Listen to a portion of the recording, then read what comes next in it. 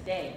As one state does, the other state kind of follows for the most part. And there was an instance in the late 1600s where a man came here, left Virginia, and was a free black man and owned property, and came here to Maryland to live. And 5 years after his death, the state of Virginia, or the Commonwealth of Virginia, seized all of his property. He was free.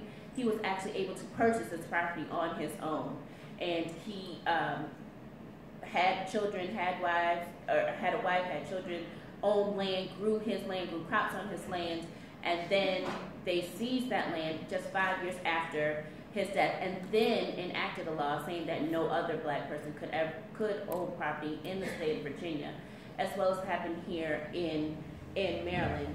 Maryland, throughout the course of its history, has been, and the United States in general, has been very problematic as it's trying to restrict gun codes. We're talking now a lot about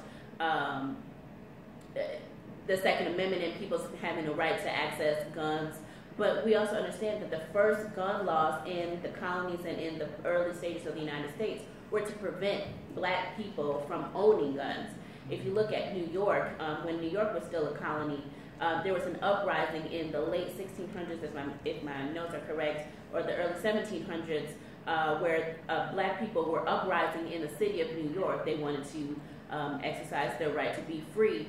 And immediately after that uprising, and the New York City passed a law where no free or enslaved black person could be caught with a firearm.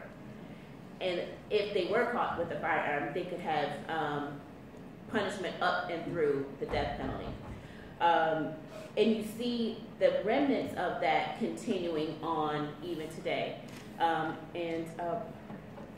Mr. Pettit, I just kind of want to talk about coming into, as the United States came into its into the beginning stages, how else has racism been interwoven into to our landmark? Well, let me go back and speak of it in terms of broader terms. I wrote a book entitled Under Color of Law. And the reason that I chose this title, because it just as indicated, a lot of the atrocities that have occurred to the newly freed Negro slaves was pursuant to law. And so everything was forgivable because it was acting or actions that were covered by legality. And a lot of people don't realize this. We talk about Abraham Lincoln, but we're not aware that it was a president by the name of Ulysses S. Grant. Ulysses S. Grant was the commander of the Northern forces, as you will recall, during the Civil War. He later became president of the United States after Andrew Johnson. Not Lyndon Baines Johnson. That's a big distinction. Andrew Johnson, who was sort of taking the nation back in history when Grant became president of the United States. And President Grant, through his emissaries in Congress, went into Congress and got momentum for a bill known as 42 U.S.C. in 1983, and also 18 U.S.C. and the criminal statutory provisions thereafter. And the basis for this was to give him authority to go into the southern states where the atrocities were being committed against the newly freed slaves. And those atrocities, as you know through history, the raping, the castrations, the hanging, what have you. And 42 U.S.C., the civil statute, was the first time that gave teeth to the litigatory process in the federal courts. And if you all look back in terms of Brown versus Board, in terms of Pettit versus the Board of Education, which Mike Mitchell's mother and Thurgood Marshall, Jack Greenberg, and others were my lawyers, Tucker Durham, that's what I was trying to think. All of that, the basis of the civil rights movement in terms of what had been taking place in terms of lawful segregation, Plessy v. Ferguson, separate but equal, Dred Scott, where we were declared to not have any, the black man had no rights that the white man was compelled to respect. All of that was law, and it was legal. And so as we saw the development of the movement 42 U.S.C. 1983 and the criminal statutes thereafter. Believe it or not, it was called the Ku Klux Klan Act. But the Ku Klux Klan Act didn't just cover the Deep South, it covered the United States, including Maryland. And so what happened, we saw a movement by the federal government to in fact take on a new vengeance against the racism in this nation, pursuant to Ulysses S. Grant presidential authority. Well, people may not remember, you may not remember, but basically in the late 1900s, the late 1800s and the early 1900s, the Klan was wiped out for all practical purposes as a matter of being an entity. It did not rebound until we came back to the birth of America, if you remember that motion picture. And that's when the Klan began to resurface as we had political changes in America that in fact made alliances with the right wing and the racist movement of what was still remaining in terms of the Klan and other right wing movements that we see today. And so a lot of this that we saw in terms of the justice system, in terms of what was declared and what was declared illegal, began to spring forward in the development of the 20th century. And in that 20th century, we begin, as we move toward modern day issues and litigation and what have you, we begin to see things such as racial profiling, which is another whole thing that we could spend a whole morning here just talking about the laws and how that came about. We can also talk about disparate sentencing, and we understand that how that came about in terms of Mike Mitchell and I used to practice in the federal courts in terms of taking criminal cases as well as civil rights cases in the early days of Mitchell and Pettit. But when it came to the point of mandatory sentencing and sentencing guidelines, how do you tell a brother, well, I'm going to charge you $50,000 for this representation, but I'm going to tell you now you're going to get 50 years. So that didn't make any sense. And so a lot of us just abandoned litigation in the federal courts, especially as it came to criminal law as you come up through the 80s, Mr. Reagan, Mr. Nixon, and coming on in also to the Clinton administration. Because it was a no-win situation. Judges had no discretion.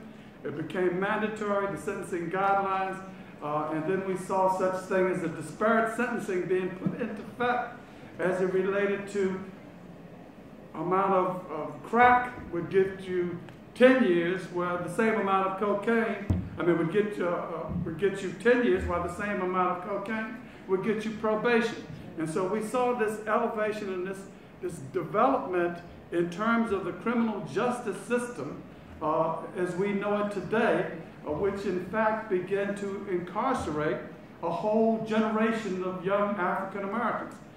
Destruction of the family, destruction of the family circle, destruction of the family community and what have you, through the so-called war on drugs, which we now realize in all the political powers that are discussing what that meant. But let me just briefly back up and also tell you about the peonage system. After the Civil War, they looked around and the so-called Negro slaves were freed, but there was nobody to work the plantation. And so they created a system which was called debtor's court, or the peonage system, where if you were loaned $1 and you didn't pay it back with interest within a certain time, you went to jail. So they needed that manpower to in fact work the plantations that had been abandoned because the slaves no longer existed. And so all we see today is a repetition and a repeat of that same order, now in terms of the prison industrial complex, which feeds the economic arms of this nation in terms of jobs, in terms of building, in terms of industry, and the whole economic system of the industrial prison system is now a new, moving, and live and vibrant entity in this nation of who supplies the resource of labor. The same resource of labor that was supplied in terms of slavery and the peonage system is the same source of labor which in fact propels the economic system of the prison industrial complex of America.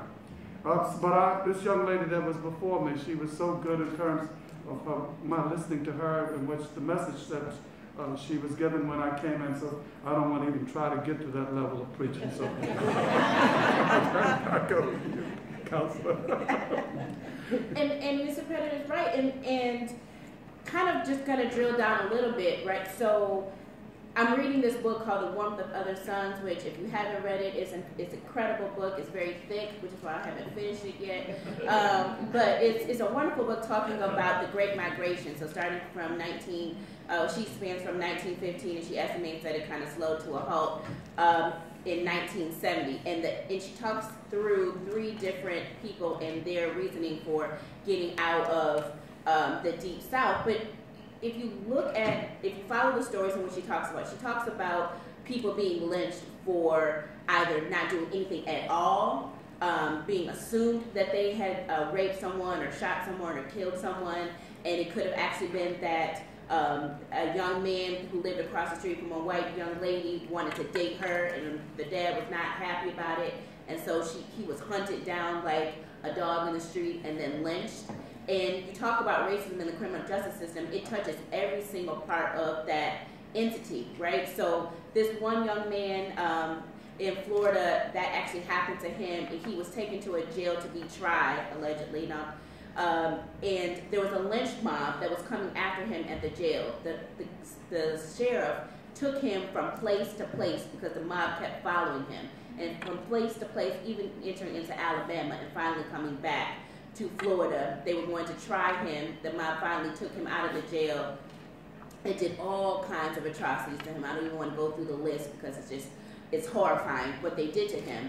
But the people who did that, they were known in the community, right? So it wasn't a mystery of who did it. And it was some kind of, I was actually surprised that the sheriff actually took him out to, quote unquote, protect him. Because back in those days, they wouldn't have. They may have been the ones who actually did it themselves. So they knew who did it, but yet they were not going to be tried. And you see that type of racism throughout the criminal justice system back in the early 1900s, and it kind of spans today, where you know who somebody who did something, they're either not tried or they're not given they're not charged with the type of crime that fits what actually happened, or if they are tried. Back in the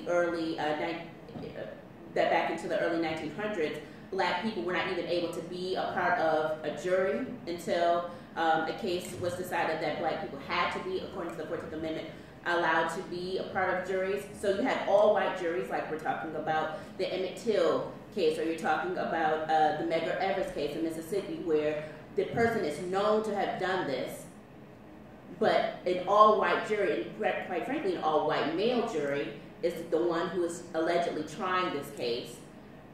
And then within minutes after the case is completed, they are acquitted. And then 2 days later, or in the case of Emmett Till, a couple of months later, the man confesses. And because of our constitutional environment of double jeopardy, they cannot be tried again. And you see that continuing out even to today, where you have just a couple of days ago, where Akai Gurley was killed, and the police officer that was tried for that was convicted of manslaughter. The prosecutors went before the judge and said, "I don't even want him to go to jail.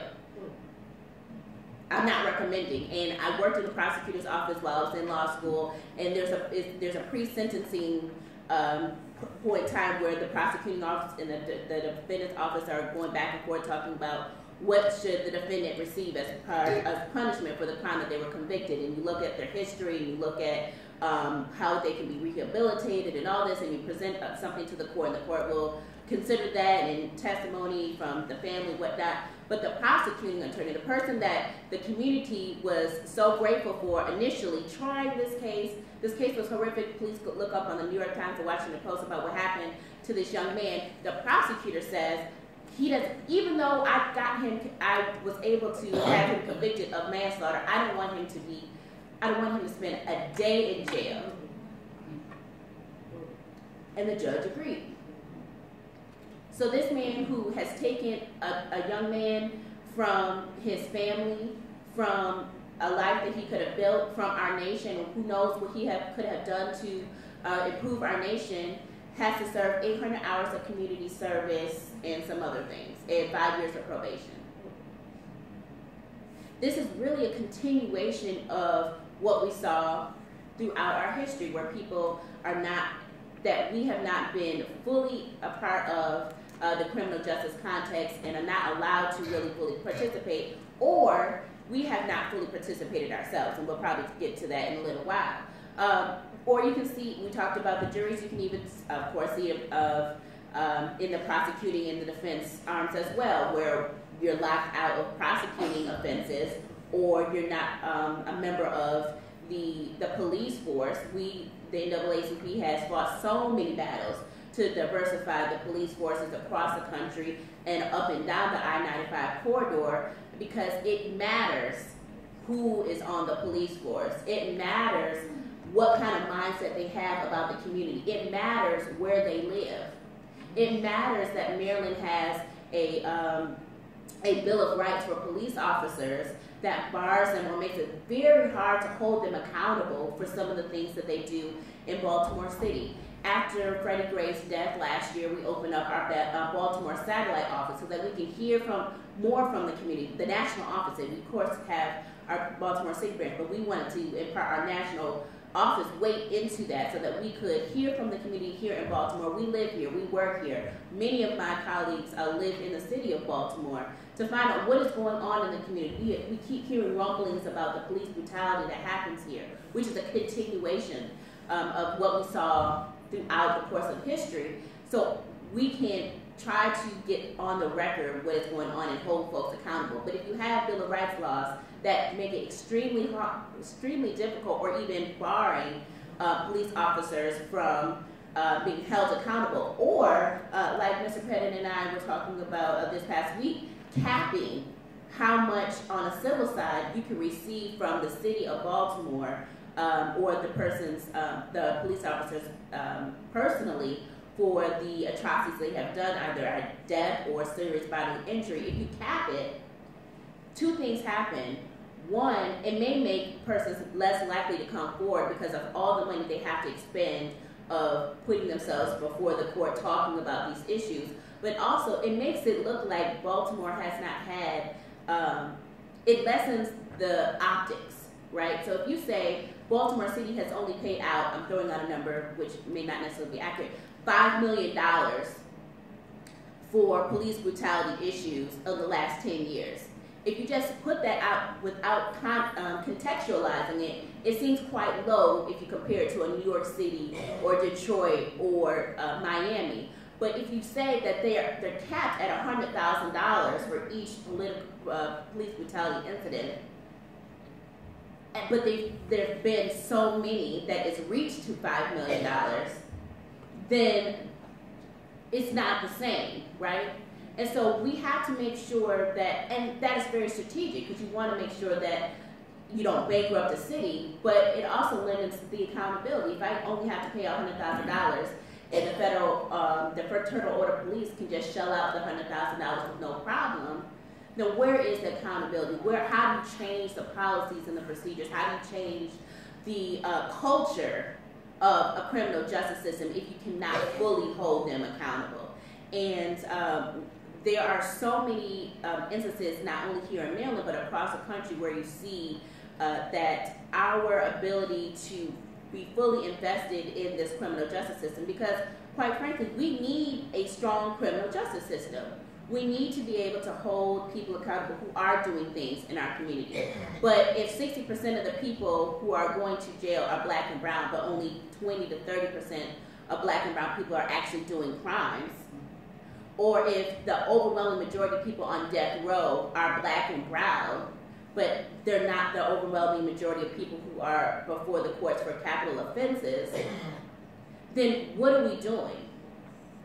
We are doing exactly what Mr. Pettit just illuminated, which is continuing this process of having free labor to produce for our nation, instead of actually trying to make our society accountable for the wrongs that it does and rehabilitate people and bring them back out into the community. Mr. Pettit?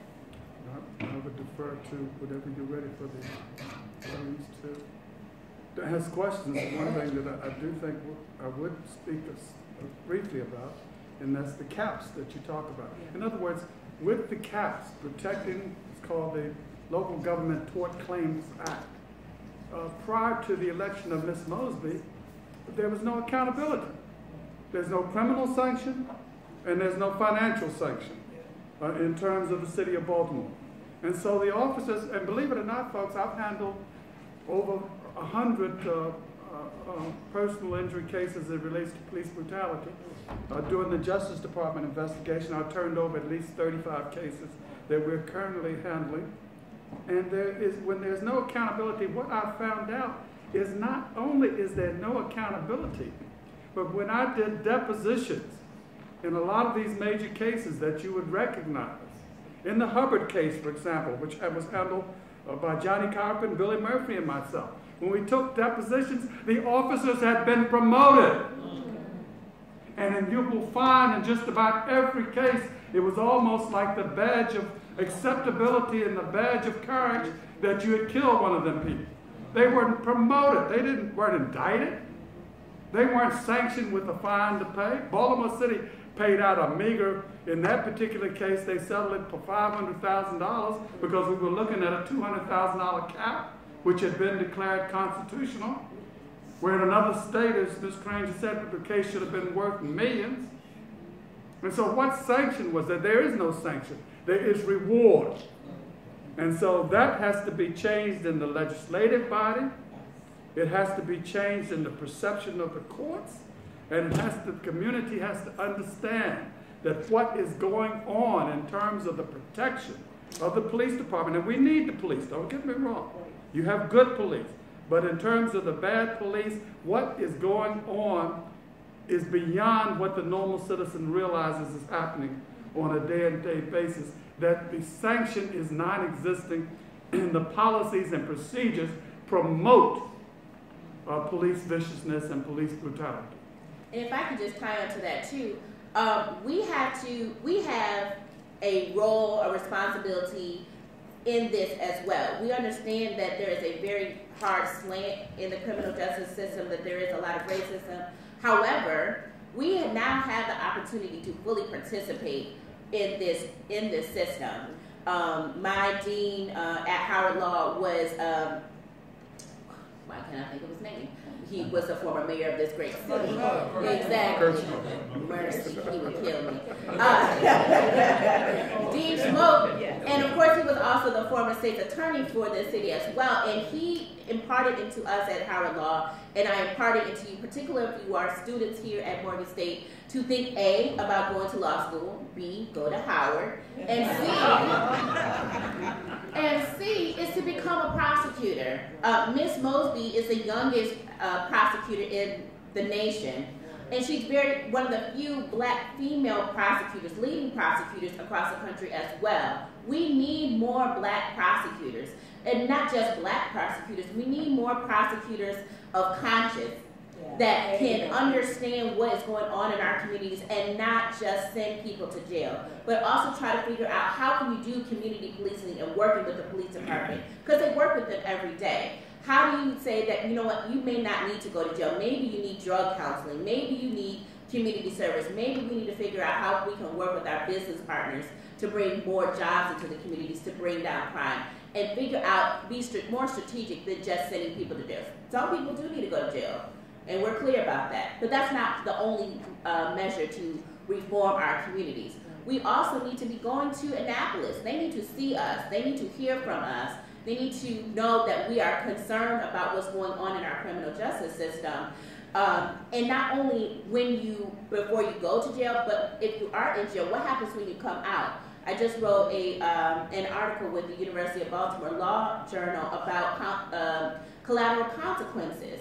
And Maryland has made great strides recently, just passed a law where after you have completed your sentence, that you can register to vote. That's very important. That's very important. And we need to encourage our returning citizens to be able to register to vote. But you also need to be able to have access to good housing.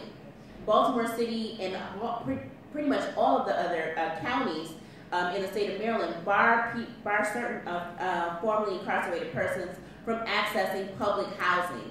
And that's crucial. Within the first 3 years is a crucial time after returning from incarceration with the recidivism rate. We see that if you are able to stay out of prison after the first year, your recidivism rate goes down considerably.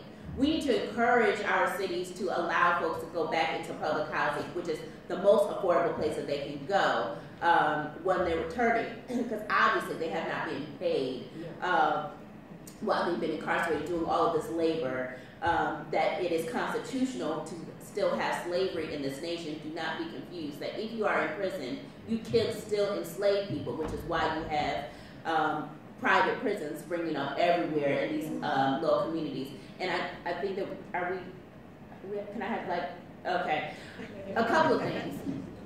Sorry. So you got me, it took me a little bit to get warmed up.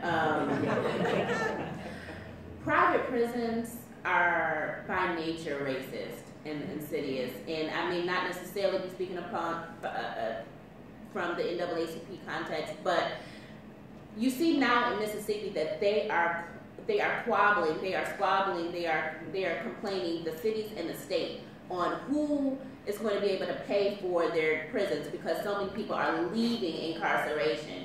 And so now you have an issue where either the private prisons or the state prisons have a 80% filling cap that they're supposed to keep. So now they're trying to figure out who's going to pay now. We have all these jobs that are tied to the penal system, and they're tied to this jail that's in our community. And what communities? It's not going to be in a rich community. Where is it going to be? In the low-income communities, and they need those jobs. So instead of making sure that they get rid of the jails and probably bring other types of economic drivers, they want to figure out how they can fill those jails.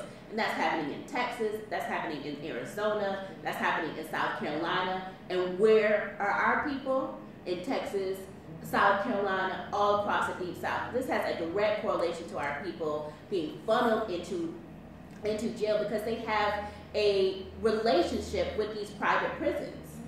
And that is beneficial for the state because now it's off the state's books. I can put my money somewhere else because these private prisons will give me a kickback for filling these jails. It's outrageous what they're doing across this country, and we have to make sure that we are trying to stop people from going into prison or helping them when they get back out, and not be afraid of those returning citizens, but embracing them, finding them jobs, finding them homes, finding them education if they don't get it, so that we can rebuild our communities all across the country. So I guess with that, we'll take questions. I'm going to take the prerogative to ask the first question. And then Dr. Johnson will facilitate questions from the audience. And I'm looking at my clock, and we really have about 15 minutes where we can have a good discussion. We'll try to end this panel at 3 o'clock, but that gives us some time. Thank you both for being here. You bring tremendous experience, years of advocacy, and we're very, very grateful. But to address systemic racism in policing, we have to talk a little bit more about racial profiling, which you said, Mr. Pettit. And so I'd ask if you could address that, and I'll give 2 examples only, which are prominent. We know that when Trayvon Martin was killed, not by a police officer, by some private citizen who professed to be a private security guy. But he, in essence, called 911 and said, hey, I just racially profiled a kid. He called and said, there's a black kid with a hoodie walking down the street. And then he said, I've seen these kids before, they're nothing but trouble, I'm going to go check it out. 911 said, no, don't. But he was racially profiled. That led to his ultimate death. In Ferguson, Michael Brown and his friend walking down the street were initially approached by white police officers And the white police officers in their squad cars pulled up alongside Michael Brown, age 18, and his friend, and said, and I will abbreviate the profanity, "Get out of the effing street and walk on the effing sidewalk." It was a hostile confrontation that was born of profiling Michael Brown and his friend. If I were walking down that street with my son, who looks a lot like me, that never would have happened. If police officers came by, they would have rolled down their window and said something like, "Sir, would you mind getting out of the street and walk on the sidewalk? You'll probably be a lot safer that way." But it was a hostile confrontation from the beginning that was born of racial profiling by police officers in Ferguson, Missouri. And then, no matter what their defense was, nothing would have happened if they weren't racially profiled first. So perhaps you could address that. If I may start off on that pace, I appreciate it. Let me give you just a little bit of history. You may not know how profiling, racial profiling came about. It didn't come about as racial profiling. It came about in this nation simply as profiling. And I was very much a part of the Carter administration. In fact, President Carter attempted to appoint me U.S. Attorney. And the reason it came about in the Carter administration, a lot of you might be surprised at this. I spoke on this when Stu Sims invited me years ago to address the National Prosecutorial Convention in Washington, and I researched it. Profiling was started because of the Iranian capture and holding of hostages in Iran. And they were so concerned at that time in terms of terrorists coming in from Iran, they set up and the White House asked the Justice Department to in fact come up with a profile as it relates to persons entering through immigration or entering the boundaries of the United States, whether it be legal or illegal, but mostly legal, to determine if these people fit the profile of foreign terrorists. And what happened, folks, is that the DEA looked over the Drug Enforcement Administration and said, "Hey, this is pretty good." And they usurped the plan from the Carter White House and turned it into what we know today in terms of stopping of African Americans who fit a certain profile that they declared to be a criminal profile, starting off in airports, bus stations, and etc. I handled one of the first cases in the state of Maryland.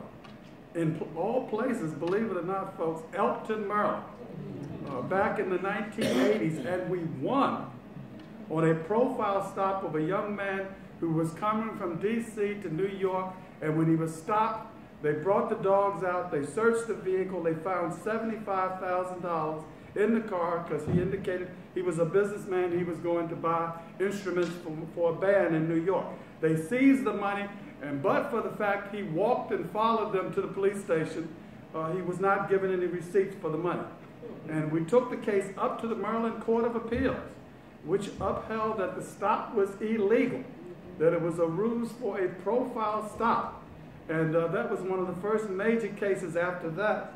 Ms. Gray, the ACLU won one of the most famous cases in the state of Maryland, which the court ordered that the certain statistics and so forth be produced in relationship to the ratio of whites being stopped versus African Americans. Well, everything we already knew was borne out with statistical proof in terms of the ACLU suit, and I think they were coupled with the NAACP, if my memory serves me correctly. But let me just not only jump, if I may, from racial profiling, but you would be surprised, and a lot of people don't realize this, and this may be just one of my observations, but one of the biggest difficulties that we have as a people, and one of the biggest tools that are being used to profile stoppers, to search and seizure automobiles, is when they tightened down and made illegal, and you got to realize this wasn't always illegal, marijuana.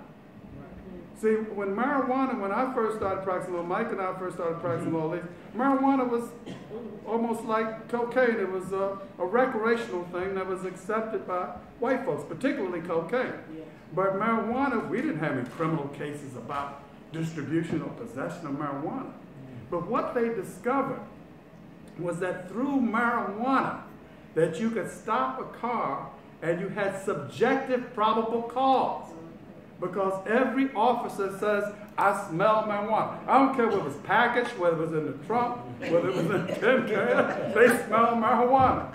And believe it or not, the court said, whether it's packaged, whether it's in a can, whether it's in a suitcase, it doesn't matter. Their subjective determination supports the stop, and therefore the stop is not a profile stop. It is a reasonable stop beyond articulable suspicion and reaching up to probable cause, and therefore everything that happens thereafter is constitutional and legal. And so what happened? The arrest for drug paraphernalia for violation of drug laws soared tremendously after the illegality was established of marijuana. And this is only something that's happened in the past 20 years. And now the nation realizes what they did with the marijuana, what the police turned it around to in terms of pace, what it turned around in terms of their profile stops. They now had a tool to justify these stops. And every cop in the world, not just when the dogs don't smell marijuana, they claim they smell marijuana. And so it changed the whole ballgame in the criminal area of probable cause, and Terry versus Ohio and the other cases, which define when you can stop and search and seizure, even though Terry versus Ohio is a stop and frisk, but they use the same theory in terms of the court's protection of these illegal search and seizure. So then you come to not only Freddie Gray, but what they say about Freddie Gray, the case coming out of Illinois, I can't say it right now. Yes, Judge Rehnquist, Chief Justice of the Supreme Court, said, yeah, a young man runs, that's probable cause. You have a right to chase him. You have articulable suspicion, you have probable cause. But marijuana, I just wanted to point out, marijuana changed the criminalization and enforcement of the criminalization of marijuana was one of the biggest weapons that the police adopted to in fact support their illegal rules and profile stops. I just wanted to add that. And when you say, Mr. Pettit, that it's kind of a continuation of like CONTELPRO and some of the other profiling and stalking of black people. Oh, yeah. It's like Mr. Pettit was saying earlier, it's just building and changing a little bit what has been happening throughout history, right? Exactly. I agree with you wholeheartedly. You know, we went through the standards in terms of what I was saying, Terry v. Ohio. We went to the standards of articulable suspicion, and we went to the standard of probable cause. But let's face it, folks, all of that was about, what's the articulable suspicion? What's the probable cause? That you are black, that you're driving while black, walking while black, living while black, breathing while black. That's the probable cause of 2016. I have another question over here. What progress is being made on mandatory sentencing guidelines? What progress? Yes. Well, you know, we see now that the nation, see, this is the interesting thing about that. We, people like myself and Larry Gibson and all, have been preaching for years that this was arbitrary, capricious, and disparate sentencing. I was talking about this 25 years ago. But when the feds adopted it, the states followed. And so all of these laws were put on the books, and there was no momentum, political momentum, to change it. Now, we see that because of the expense of incarceration and what have you, the conservatives are moving over for the first time in agreement with the liberals and saying, okay, this was a bad thing. Well, they knew it was a bad thing when what so-called quote-unquote black president, the first black president, passed the omnibus crime bill. They knew that there was disparate impact, and this disparate impact went from the national level on the federal side right down through the states. And we just now, after this has been in effect for 50 years, we're just now beginning to see the ramifications of a political reversal that we allowed as a body politic to continue for years when we knew it was wrong and unconstitutional. The answer to your question, it is just now started on the national level and the state level to be reversed in the national and state legislative bodies.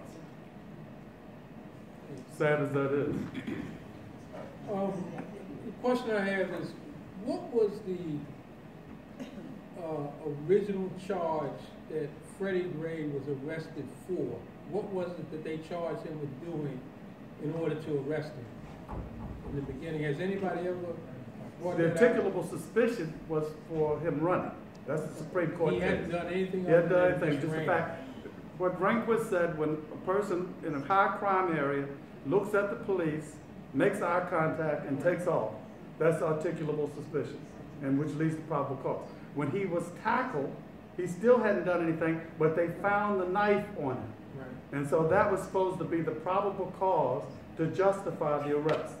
And that was the argument that went back and forth as to whether the knife was legal or illegal, meaning whether it was a switchblade or a non-switchblade. So did And they- that argument still hasn't been They decided by haven't Judge determined Williams that yet. about the knife? Not yet. They're just now going to get to those arguments as they get to the prosecution of the 3 arresting officers. Before, you got to remember, the only person on trial was Porter, and Porter was involved with the custody in the van. They haven't tried the issues yet in terms of the arrest and the probable cause of articulable suspicion. Ma'am? Question about the police officers' Bill of Rights. What happened in Annapolis in terms of substance, in terms of what came out of that? I'll defer to you, Ms. Clinton. If you know. I don't. I'm not aware. I'm sorry. I just was curious if that was something. I know there was work on it. I just didn't know what actually ended up coming out of the session. I think the FOP was able to effectively block any major Yeah. changes, but I could be wrong on that. It sounded like nothing real substantive came out. They worked on it, but just didn't make it. Thank you. We have time for one more question. Me? What is your opinion of President Obama's selection of Merrick Garland? Can't hear you. What is your opinion of Merrick Garland, President Obama's selection for the Supreme Court? Well, personally, I was a little bit disappointed in President Obama. I was hoping for an African American, in particular an African American female. I felt we had paid our dues politically, and we were due. You pointed 2 white, one Hispanic, and 1 white female. And so I saw no reason, because my thing was they're going to block it anyway. And if you're going to block it anyway, throw down the gauntlet and make a major political fight, which would in fact attract voters to in fact elect a new Senate and a new Congress, as well as the White House. Any last words? Final thoughts? My last words are 1, thank you, Pace, thank you to Morgan State, and thank you to Mr. Pettis. It's an honor to be able to sit here next to you and try to sound as intelligent. Well, that's mutual. It's a hard job I have, but and thank you all for coming. I would say that there is a racial bias in the criminal justice system, but we have the power to change it if we decide to seize that power. It's on the state, local level. Next week we have an important election that will, and I hope that you guys are engaged not only on the federal part of who's going to be our next president, no matter if you're a DRR, the NAACP is a nonpartisan organization, I can't say that enough. But there are crucial races here in the city of Baltimore for your next mayor, which has tremendous power for changing the culture here in the city, not only in the criminal justice system, but education and beyond. So just use the power that you have until you can gain some more. It's my pleasure to be here, Dr. Johnson. Thanks for the introduction, Attorney Clinton. But I do want to, I'm not being partisan, but we are at a state, folks, where the Supreme Court is crucial. The Supreme Court, after the death of one of them, which was, I believe was, God sent, it was a 5-4 right-wing majority. We are now at 4-4, and the next president of the United States will control the destiny of this court, will swing to the left or to the right based on who will be president, and those decisions are for life, and those decisions will last for our children, our children's children, and our children's children's children. This is one of the most important elections for the future of this nation that you will have the opportunity to speak to in the voting booths on Tuesday. Let's give both of our panelists a round of applause.